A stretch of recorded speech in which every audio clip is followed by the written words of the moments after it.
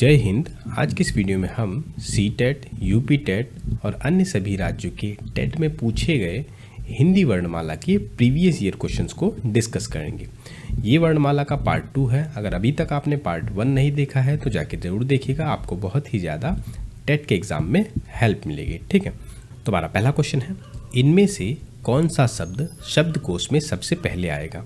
तो ये एक तरीके से रीजनिंग का क्वेश्चन हो जाता है। किस चीज़ का? रीजनिंग का, क्योंकि रीजनिंग में ऐसे जो है डिक्शनरी वाले क्वेश्चंस आते हैं। तो सबसे पहले क्या हम देखते हैं, सिलसिला, सिमत, सीरत और सिरजीत।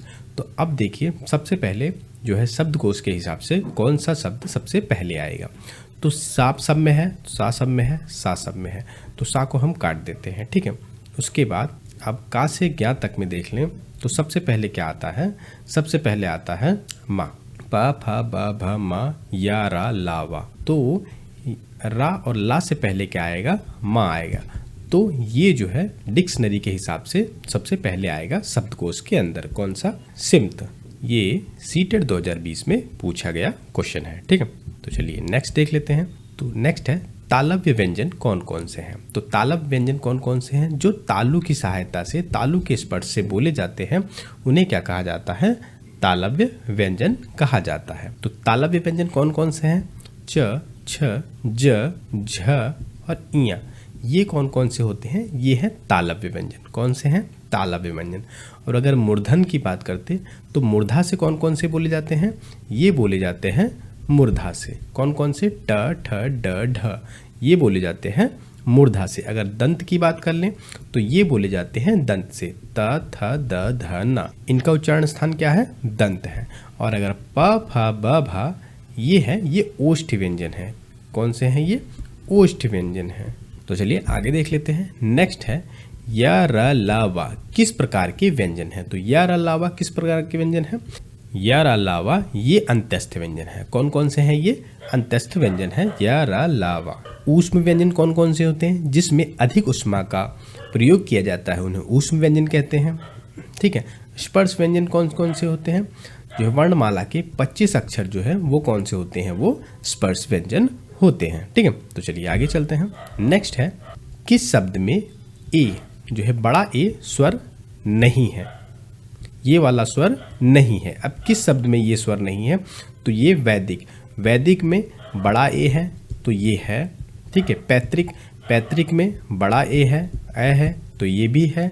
और ए में ये भी बड़ा ए है। तो किसमें? स्नेह, स्नेह में खाली छोटा ए है। तो इसलिए ये स्वर नहीं है किसमें? स्नेह के अंदर। कहाँ पूछा गया है ये? रीट 2011 के अंदर पूछा गया है। ठीक है, नेक्स्ट देख लेते हैं। हमारा नेक्स्ट है प्यास शब्द का वर्ण विच्छेद है। प्यास शब्द का वर्ण विच्छेद क्या है? का और आ से मिलके क्या बना है? ये का बनता है। ठीक है, आधा पा है तो आधा प्या हो गया। या है, ठीक है, बड़े या की मात्रा है और सा है और सा के साथ या है, तो बी हमारा ऑप्शन सही हो जाएगा। प्यास शब्द का वर्ण विच्छेद क्या है?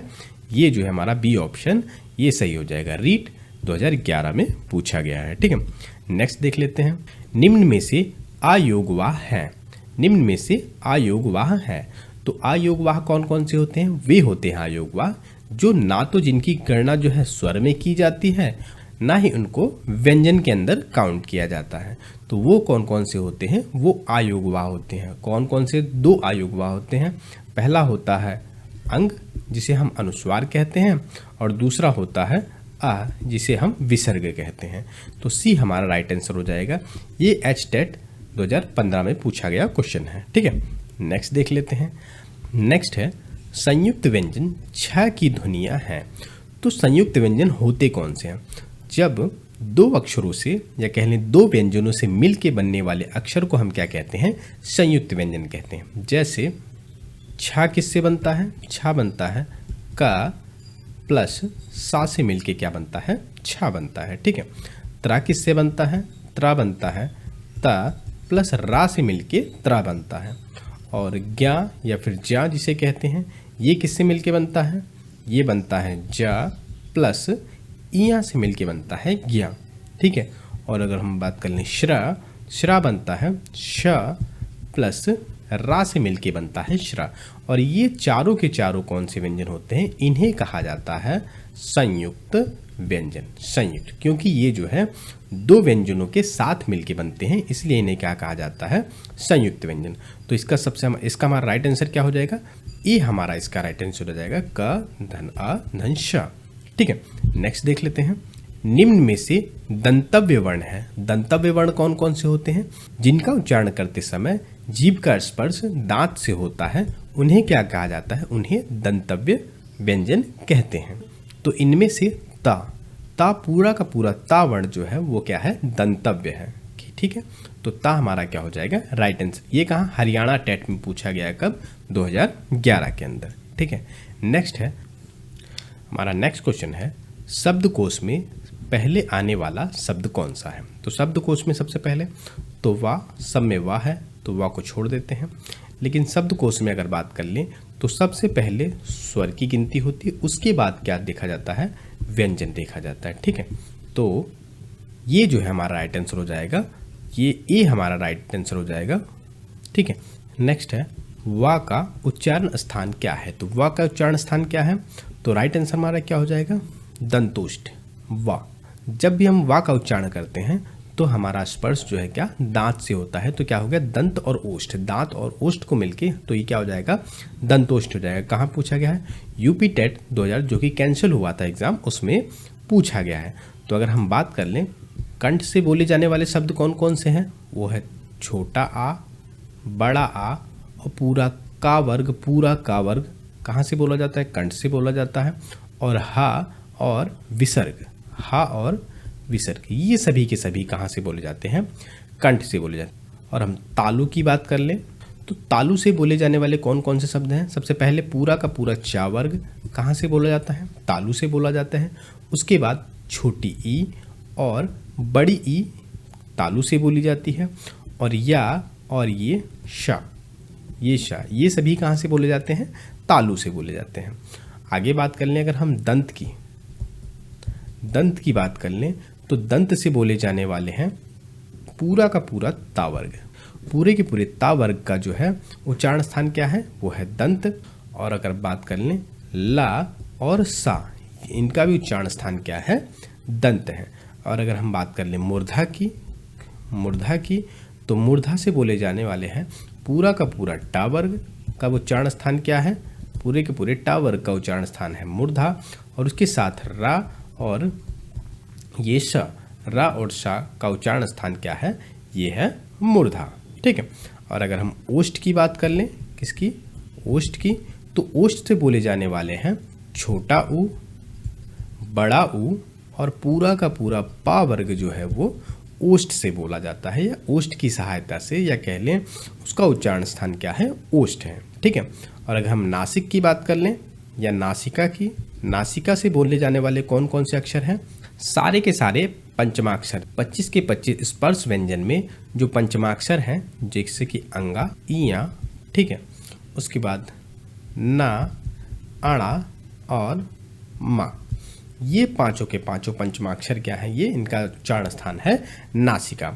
और अगर हम बात कर लें कंठ और तालु से, कंठ और तालु से कौन कौन से हैं, वो है ए और ए, ये दोनों कहाँ से बोले जाते हैं, ये कंठ तालु से बोले जाते हैं। अगर हम कंठ ओष्ठ की बात कर लें, कंठ ओष्ठ की बात कर लें तो कंठ ओष्ठ वाले हैं ओ और औ। कौन कौन से हैं, ओ और औ बोले जाते हैं कहाँ से, कंठ ओष्ठ से। ठीक है, तो ये थी कुछ फैक्चुअल पूरी डिटेल्ड इन्फॉर्मेशन जो है उच्चारण स्थान की। ठीक है, तो चलिए नेक्स्ट देख लेते हैं। हमारा नेक्स्ट है श्वा ध्वनि का उच्चारण स्थान क्या है। तो श्वा ध्वनि का उच्चारण स्थान क्या है, ये अभी जस्ट मैंने पिछली स्लाइड में ही आपको बताया है कि सा का उच्चारण स्थान है क्या, तालु। क्या है, तालु। तो राइट आंसर क्या हो जाएगा हमारा, ए हमारा राइट आंसर हो जाएगा।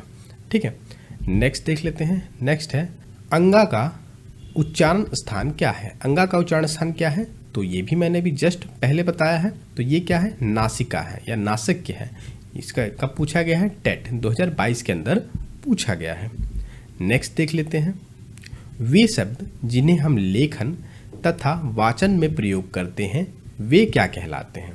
निष्क्रिय शब्द भंडार, प्रयोग में शब्द भंडार, उद्देश्य के लिए शब्द भंडार, तो उन्हें कहा जाता है सक्रिय शब्द भंडार। ठीक है। वे शब्द जिन्हें हम लेखन तथा वाचन में प्रयोग करते हैं उन्हें क्या कहा जाता है? सक्रिय शब्द भंडार। कब पूछा गया है? ये सीटेट 2022 के अंदर पूछा गया है, ठीक है। नेक्स्ट देख लेते हैं, स्पर्श व्यंजन के उदाहरण हैं। स्पर्श व्यंजन के उदाहरण हैं तो कौन कौन से इनमें से वर्ण हैं जो स्पर्श व्यंजन हैं? जैसे कि त, थ, द, ध, न, ये सारे के सारे क्या हैं? स्पर्श व्यंजन हैं। तो राइट आंसर हमारा क्या हो जाएगा? सी।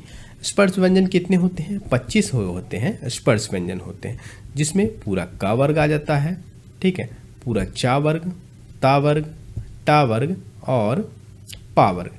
ये सारे के सारे कितने? 25 होते हैं हमारे स्पर्श व्यंजन, ठीक है। जो कि ये वे होते हैं जो कंठ, तालु, मूर्धा, दंत और ओष्ठ की सहायता से बोले जाते हैं, उन्हें हम क्या कहते हैं? उन्हें स्पर्श व्यंजन कहा जाता है। और अगर हम संयुक्त की बात कर लें, छत, त्रंग, ज्ञा और श्रा, ये कौन से होते हैं? ये होते हैं संयुक्त व्यंजन। और अगर हम बात कर लें ऊष्म व्यंजन की, ऊष्म व्यंजन कौन कौन से होते हैं? तो श, श, स और ह, ये होते हैं कौन कौन से? ये होते हैं ऊष्म व्यंजन। और अगर हम अंतस्थ व्यंजन की बात कर लें तो य, र, ल और व, ये होते हैं कौन से? अंतस्थ व्यंजन, ठीक है।